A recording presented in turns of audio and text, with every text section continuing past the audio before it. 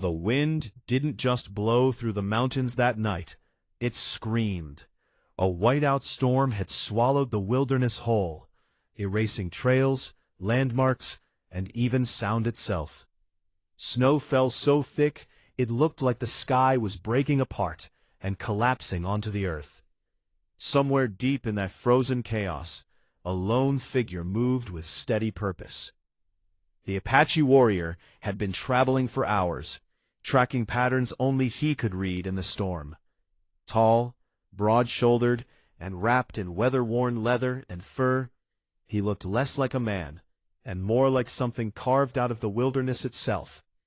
His long black hair was tied back, but strands had already come loose, whipping across his face as he paused near a cluster of pines. That was when he saw her. She was half buried in snow near a fallen sled, struggling to push herself up. Her coat was torn, her hands red with cold, her breath coming in sharp, broken gasps. She wasn't dressed for this kind of storm. No one was. For a long moment, he didn't move. People who survived this far out in storms like this usually didn't survive long after. The wilderness had a way of finishing what it started. But then she lifted her head. Even through the frost clinging to her lashes, there was something in her eyes. Refusal, not desperation, not surrender, defiance. He stepped forward. Snow crunched under his boots, the only sound in a world that had gone silent. She startled when she saw him, instinctively trying to crawl backward, but her strength gave out, halfway through the motion. "Don't," he said simply. The word wasn't harsh, it wasn't kind either. It was final. He crouched a few feet away, studying her injuries. Frostbite was starting in her fingers. Another hour out here, and the storm wouldn't need to kill her. Her own body would take care of that. "You can't stay here," she said between shivers, as if she was the one giving orders. Her voice cracked, but there was still pride in it. A faint exhale left him, almost a sigh, almost a warning. "I know." That answer unsettled her more than silence would have. He stood and looked toward the dark line of trees behind him. Somewhere beyond them, hidden by snow and terrain, was his cabin. A place no traveler ever stumbled upon by accident. A place built for survival and isolation. She followed his gaze. "There's shelter?" He didn't answer immediately. Instead he looked at her again, really looked at her this time. Not just her condition, but her presence. Stranded people didn't belong in his world. They brought noise, risk, change, things he had spent years avoiding. Finally he spoke. "There is shelter." Relief flickered across her face, but it was short-lived. He stepped closer, lowering his voice so it barely carried over the wind. "But you shouldn't come." She frowned. Why? That was the question he didn't want to answer. Because the truth wasn't simple. It wasn't something you explained to a stranger you had just found half dead in the snow. It was something you lived with, something you survived, or didn't.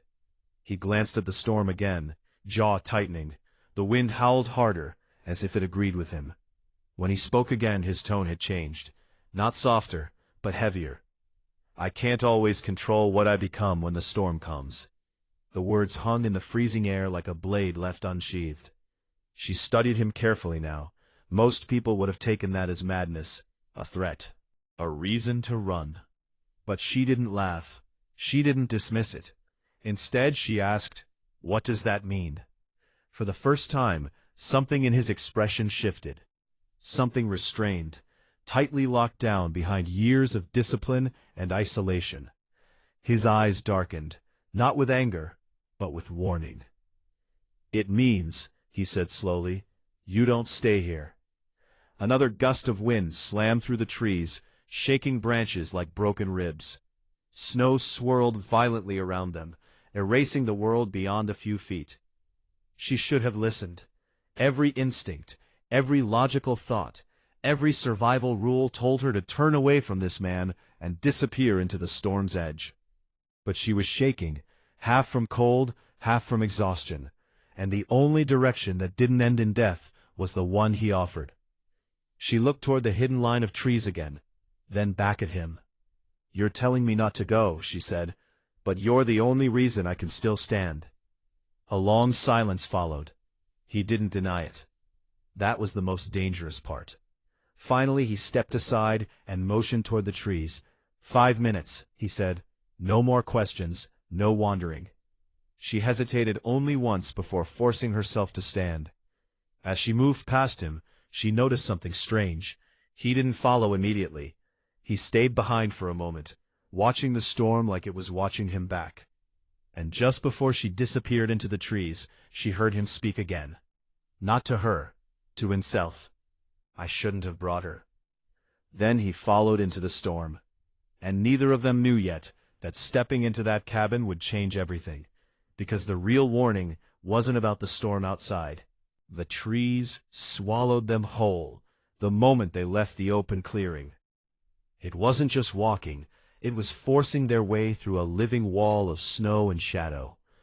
Branches bent under heavy frost, snapping occasionally like brittle bones. The storm above never relented. It pressed down on them from every direction, turning the forest into a shifting maze of light and darkness. The Apache warrior walked ahead without hesitation. He didn't look back often. He didn't need to. In a place like this, hesitation meant death. Every step he took was deliberate, measured, almost ritualistic, like he was following a path only he could see beneath the snow. Behind him, the woman struggled to keep up. Her breath came in ragged bursts, each inhale burning her lungs. Her boots sank deep into the snow, slowing her with every step. Twice she nearly fell. Twice she caught herself at the last moment. He noticed, but he didn't slow down. That wasn't cruelty, it was survival. If she couldn't endure this short distance, she wouldn't survive what came next. Still, when a hidden dip in the ground nearly swallowed her whole, his hand shot back, fast, precise, and caught her wrist before she disappeared into the drift. For a second, they were frozen like that. His grip steady, her balance shattered, the storm roaring around them like a beast circling its prey. Then he released her immediately and kept walking. No apology, no explanation, just movement forward. She swallowed her frustration and followed. After what felt like an hour, but might have been only minutes, the forest began to change. The trees grew older here, thicker trunks twisted by years of wind. The snow on the ground looked different too. Compressed, disturbed, like this path had been used before and often. A hidden trail. She noticed it first, but he confirmed it by turning slightly left without hesitation. "You live out here alone?" she called out, her voice barely cutting through the wind. No answer. That silence was becoming a pattern with him, not avoidance, but control. Every unnecessary word felt like something he refused to spend.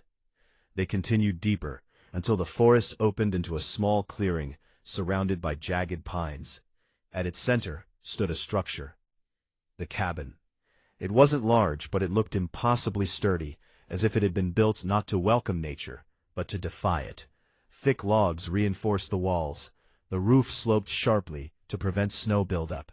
Smoke curled faintly from a narrow chimney, barely visible against the storm. But what caught her attention wasn't the cabin itself. It was what surrounded it. Strange markers hung from trees, carved wood, bones, leather strips hardened by frost. Some were shaped into symbols she didn't recognize. Others looked like warnings rather than decoration. She slowed without realizing it. The Apache stopped just short of the door. For the first time since they met, he turned fully toward her. "This is where you stop asking questions," he said quietly. She frowned. "What are those?" She gestured toward the hanging objects. His jaw tightened slightly.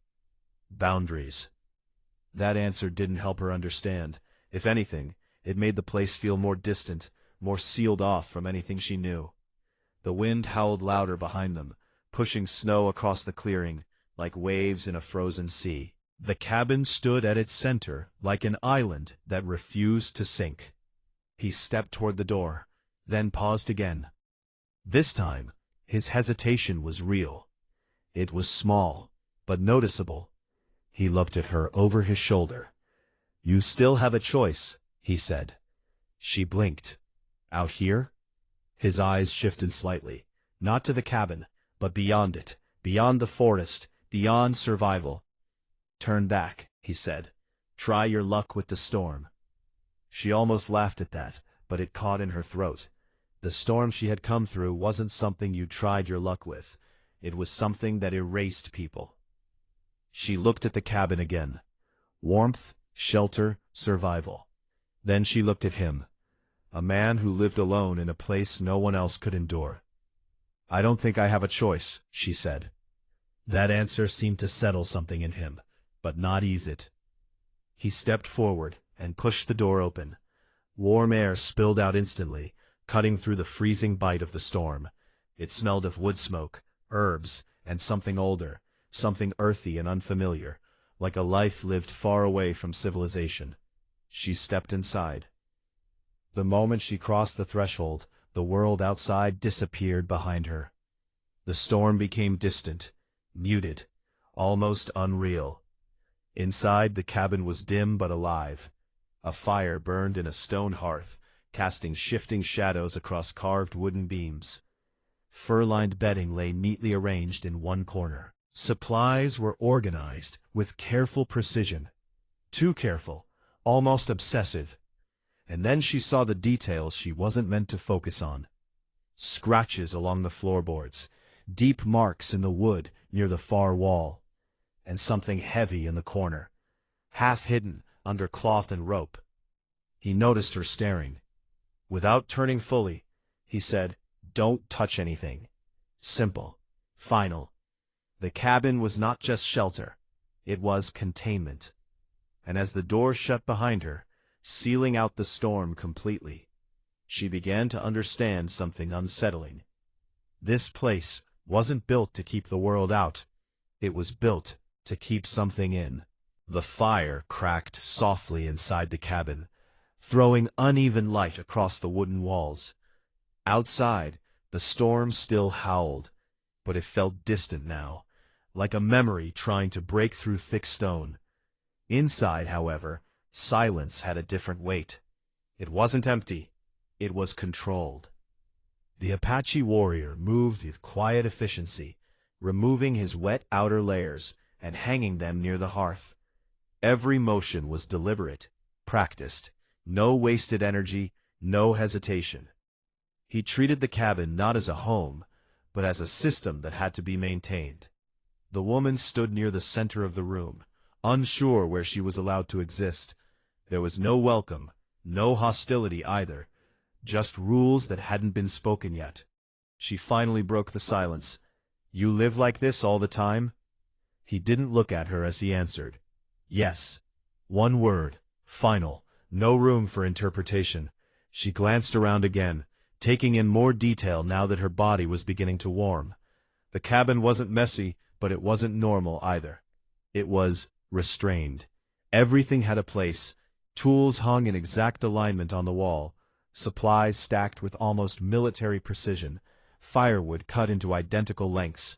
Even the bedding looked arranged, not lived in. And yet, beneath that order, there was something unsettling. Scratches near the floorboards, deep ones, repaired, but never fully erased. She crouched slightly, trying to see closer. "Don't," he said immediately. She froze, not because of his tone, but because of how fast it came. He finally looked at her then. His eyes were steady, but there was something behind them. Not anger, not fear. Control. "I was just looking." "You shouldn't," he replied. Another silence followed. The fire popped loudly, breaking tension for a second before it settled again. She studied him more openly now. He wasn't what she expected from someone who lived like this. There was no chaos in him, no wild unpredictability. In fact, it was the opposite. He was too controlled, like someone constantly holding something back with sheer discipline. "You're not like other men I've met," she said carefully. That made him pause. For a brief moment, something flickered in his expression, something old, uncomfortable. "That's because I don't meet other men," he said. She frowned slightly. You chose this life? He didn't answer immediately. Instead, he walked to the table, picked up a cup, and poured water from a sealed container. Every action was precise, almost ritualistic. Yes, he said finally, but the word didn't sound like pride. It sounded like necessity. She stepped closer to the fire, feeling the warmth finally reach her fingers.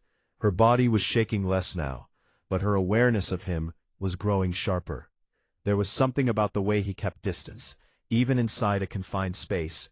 He never turned his back fully to her, never relaxed completely. Even while standing still, his body looked ready, as if expecting something, or someone.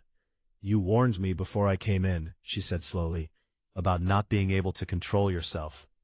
His jaw tightened slightly at the reminder. I said enough, he corrected, but you didn't explain. He set the cup down and finally faced her fully. That alone changed the atmosphere. Up close, she noticed details she hadn't seen before. Faint scars along his forearms, old and healed, marks that weren't from ordinary life in the wilderness. There was history written into him, but it wasn't a story he shared. You don't need to know everything, he said. She didn't back down. I need to know enough to not die here. That earned a longer silence. The firelight flickered across his face, softening him in a way his voice didn't. Finally, he spoke. This place is not safe for people who stay too long. Her gaze sharpened. Then why bring me here? A flicker of something, regret maybe, passed quickly through his eyes, before disappearing again. You were going to die outside, he said. That doesn't answer my question. He exhaled slowly, like he was measuring how much truth he could afford to give. I don't bring people here, he said. Not usually. That single sentence carried more weight than anything else he had said so far. She studied him carefully. You're alone on purpose. Yes. Because of what you become? His silence this time was answer enough. The fire popped again, louder this time, as if reacting to the tension in the room. Outside, the wind slammed against the cabin walls, testing them like something impatient. For the first time since meeting him, she realized something important. He wasn't just isolated. He was contained. Not by chains, not by walls, by choice, by discipline, by something inside him he refused to let out. She stepped back slightly, reassessing everything. The man standing across from her wasn't simply a survivor of the wilderness. He was someone surviving himself. Night didn't fall in the mountains. It descended like a weight. The storm outside had not eased. If anything, it had grown more aggressive, pressing against the cabin as if trying to find a weakness in its bones. Wind battered the walls in long, uneven bursts. Snow scraped across the roof, like claws dragging over stone. Inside, the fire had begun to shrink. Not because it was neglected, but because something in the cabin itself seemed to be affecting the rhythm of the room. The Apache warrior noticed it first. He stood near the hearth, staring into the flames without moving. His posture, which had been controlled all day, was now subtly different, tighter, more rigid, like a string pulled too far. The woman noticed it too, but she didn't understand it yet. You should eat something, she said carefully. He didn't respond. That alone made her uneasy. Earlier he had spoken sparingly but clearly.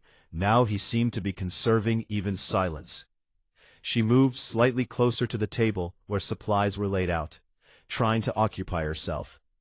The cabin felt smaller at night, as if the walls had inched inward with the darkness. Minutes passed. Then she heard it.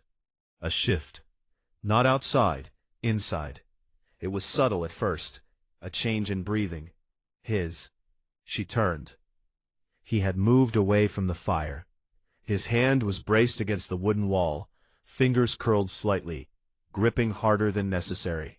His head was angled down, hair falling forward, shadowing his face. Are you okay? She asked. No answer, but his breathing deepened again, slow, uneven, then sharper, like something inside him had just woken up. The woman instinctively stepped back. What's happening? She asked, her voice lower now. Still nothing. He straightened slightly, as if fighting something internal. His shoulders rose and fell in a rhythm that didn't match calm breathing. Muscles in his forearms tensed visibly under his skin. And then, a sound. Not human. It wasn't loud, but it didn't need to be. It came from deep inside his chest, like something pressing against the surface of a locked door. The woman froze. The fire cracked loudly, almost violently, as if reacting. He exhaled sharply through his nose, teeth clenched. "Don't," he said, but the word broke halfway. She took a cautious step forward. "What is that?" His head lifted slightly. For a moment, she saw his eyes clearly, and they were not fully calm, not fully human in the way she expected. There was strain there, something held back, something pushing forward. He took one step away from her, then another. "I told you," he said through clenched control, "not to come close when it starts." Her heartbeat quickened. "Starts? Starts what?" The cabin creaked as a gust of wind slammed into it. He turned away from her fully now, facing the far wall. His hand moved to the heavy post embedded into the floor, the one she had noticed earlier, but didn't understand. Iron. A chain. Not decorative. Functional. He gripped it tightly. "Lock the door," he said. She hesitated. "Why?" His voice sharpened, not in anger, but urgency. "Lock it." Something in his tone made her move. She rushed to the door and secured the heavy latch. The sound of the metal sliding into place echoed too loudly in the small space. When she turned back, he was no longer standing still. He was trembling, not violently at first, but in controlled waves, like pressure building under ice. His breath came faster now, shorter, strained. The fire behind him flickered wildly, as if struggling to stay alive. "I can hold it," he muttered, but it sounded less like certainty and more like repetition, something he had said before, many times. The woman took a slow step forward again. "Hold what?" she demanded. He shook his head once. "Don't stay here," he said again, but this time it sounded different. Not warning, request. The wind outside slammed into the cabin again, louder than before. The structure groaned under the force. Then, silence. A sudden, unnatural silence. Even the fire seemed to hesitate. And in that silence, something inside him shifted. His shoulders lowered slightly. Too suddenly. Like something inside him had stopped resisting. His hand slipped from the chain, and for a brief second, everything was still. The woman didn't move, neither did he. Then he whispered something so low, she almost didn't hear it. "It's too late." The fire flared violently, and the problem was no longer outside the cabin. It was inside him. The silence that followed his words was not peaceful. It was wrong. Even the storm outside seemed to hesitate, as if the world itself was listening for what would happen next. The cabin, once warm and contained, now felt like a sealed pressure chamber, with something dangerous building inside it. The woman didn't move. Neither did he. But everything in him had changed. The Apache warrior stood near the iron post, his hand still hovering where the chain had been moments before. His fingers flexed once, then clenched again, as if trying to remember how control worked. His breathing was no longer steady. It came in uneven waves, controlled, then slipping, then forced back into control again. "You need to go to the corner," he said suddenly. She frowned. "What?" "Corner. Now." His voice wasn't loud. It didn't need to be. There was something urgent beneath it that made her body respond, before her mind fully agreed. She moved slowly toward the far side of the cabin, near the stacked supplies and fur bedding. But she didn't take her eyes off him. The fire behind him flickered again, harder this time. The light bent strangely across his face, turning his expression into something unstable. His jaw tightened, then loosened, then tightened again, like he was fighting something that didn't follow normal rules of willpower. The cabin creaked. Not from the wind, from pressure inside it. She swallowed hard. What is happening to you? He didn't answer immediately. Instead, he reached down and grabbed the iron chain again. His hand trembled slightly as he lifted it. This is how it starts, he said finally. How what starts? He didn't respond. Instead, he wrapped the chain around his wrist once, tight enough to hold, not tight enough to break circulation. His other hand braced against the post. His body was now fully tense, like a bowstring pulled to its limit. The woman watched in disbelief. You're chaining yourself? She asked. His laugh, if it could be called that, was short and strained. I don't chain myself, he said. I slow it down. Outside, the wind slammed into the cabin with renewed force. Snow hit the walls in heavy waves, but it no longer felt like the main threat. Something else had taken priority. His breathing deepened suddenly. A shift, a break in rhythm. His head tilted forward slightly, and then he stopped speaking entirely. The woman's instincts screamed at her to stay back, but curiosity and fear rooted her in place. A low sound came from him again, deeper than before. Not quite a growl, not quite a human exhale.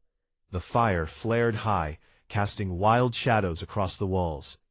His shoulders expanded slightly, just enough for her to notice. Hey, she said carefully. Look at me. No response. His grip on the chain tightened.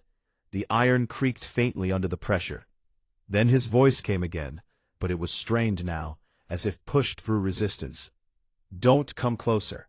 She didn't move. I'm not moving. That was a mistake. His head snapped up slightly at her words. For the first time, she saw his face fully, and something behind it was slipping. Not transformation in the literal sense, but something breaking through restraint. His eyes were still human, but no longer calm, no longer fully anchored. There was pain there, and something worse. Hunger, not for her specifically, but for release. The cabin shook as another gust hit, but this time the sound inside mattered more. The chain tightened again. Metal strained. He gritted his teeth. I told you, he said through them, not to stay in the same space. Her voice lowered. You knew this would happen. A pause. Then quietly, yes. That answer hit harder than she expected. You brought me here anyway? His expression flickered, something like conflict breaking through the pressure. I didn't have a choice, he said. The words didn't explain anything. They only deepened the mystery. A sudden crack sounded. Not wood breaking, but metal shifting. The chain had gone taut. Too taut. The woman took a cautious step forward despite herself. Stop, he snapped immediately. She froze again. His control was slipping faster now. His breathing was no longer something he was fully directing. It was something happening to him. The fire surged again, casting his shadow huge across the wall, and for a moment, just a moment, his silhouette looked wrong. Not fully human, not fully anything else either. He pulled against the chain once more, and the iron groaned under the force. Get out, he said, voice breaking slightly. I can't. Yes, you can. The words were sharper now. Not warning, command. But beneath it, something else was buried. Fear. Not for himself, for her. The cabin trembled again as the storm outside hit harder than before. The struggle inside him was no longer quiet. It was becoming physical. And whatever he was holding back was starting to win. The chain didn't break, but it nearly did. The iron screamed under pressure, a sharp metallic groan that cut through the cabin like a warning bell. For a split second, everything seemed suspended. The storm outside, the firelight inside, even the woman's breath. Then the Apache warrior forced himself still. Not calm, not controlled, just paused, like a man pressing his entire existence against a collapsing door. His chest rose sharply. His head tilted downward. Sweat and melting snow clung to his skin, even in the freezing air. The strain in him was no longer subtle. It was visible, physical, undeniable. And yet, he was still there. That was what confused her most. The woman stood frozen near the far wall, her instincts screaming at her to run, but something stronger than fear kept her rooted. Not courage, confusion. Because what she expected wasn't happening. She expected a monster. What she was seeing was suffering. A long, uneven breath escaped him, then another. And slowly, very slowly, the violent tremor in his body began to shift. Not disappear, but change. The woman took a hesitant step forward. "Hey," she said softly, "look at me." His head lifted slightly, and that's when she saw it clearly. His eyes were no longer fully lost. They were divided. One part still human, strained, exhausted, fighting to remain present. The other part, something deeper, older, instinctive, not evil, but overwhelming, like a force of nature pressed into a human shape. His voice came out rough. "Don't come closer. I'm not going to hurt you," she said immediately. That made him flinch. Not physically, but emotionally. Like those words meant something dangerous. "You don't understand," he said. "That's not your decision to make." The fire behind him flared again. But this time, it wasn't chaotic. It pulsed, rhythmic, almost alive. The cabin itself felt like it was listening. Outside, the storm suddenly dropped in intensity. Not calming, waiting. The woman noticed it too. The silence outside was unnatural, as if the world had paused just to see what he would become. "What are you?" she asked quietly. The question hit him harder than anything physical. His grip on the chain loosened slightly. For the first time, he looked uncertain. Not weak, just split. "I told you," he said slowly. "I can't always control what I become." She shook her head. "That's not an answer." His breath hitched. Then, a change. Not violent this time, not explosive, controlled, deliberate. Like something inside him had stopped fighting against him and started aligning. The woman's stomach tightened. "No, that's not getting worse. That's—" His voice cut through her thought. "It's stopping." A long silence followed. Even the fire seemed to dim slightly, as if uncertain what was happening. The chain still held him in place, but now it didn't look like restraint. It looked like an anchor. He closed his eyes for a moment. When he opened them again, something fundamental had shifted. The tension hadn't vanished, but the chaos had. He exhaled slowly, and spoke one sentence that changed everything. "It's not a curse." The woman blinked. "What?" He looked at her directly now, fully, clearly, without breaking eye contact. "It never was." The cabin felt colder, not physically, but in meaning. He pulled slightly against the chain again, but not in struggle this time, more like checking its presence. "I don't lose control," he said. "I contain it." The woman's mind raced. Contain what? He hesitated. For the first time since she met him, he looked like someone choosing truth instead of survival. And that was more dangerous. "Something that lives in me," he said carefully. Outside, the storm began to shift again, but not randomly. It responded, as if reacting to his words. The wind didn't rise. It listened. She shook her head slowly. "You're saying this is normal for you?" "No," he said immediately. "It's not normal. It's managed." His eyes flicked briefly toward the iron post. "I built this place for that reason." The realization settled in her like ice. The cabin wasn't protection. It wasn't isolation. It was containment infrastructure. Every mark on the wall, every chain, every boundary symbol outside. Not superstition, not decoration. Engineering. She took a slow breath. So every time the storm comes, his jaw tightened. "It responds to it," he finished. Silence hit again, but now it carried meaning. The storm wasn't just weather. It was a trigger, A signal. A switch. The woman stepped back slightly, overwhelmed. "So what happens if you let go?" she asked. For the first time his answer came without hesitation. "Then it doesn't stop at me." A beat, then softer. "It spreads." The fire flickered again, and outside, in the dark wilderness beyond the cabin, something moved, like it had been waiting for permission that had almost been given, and now understood it might still get it.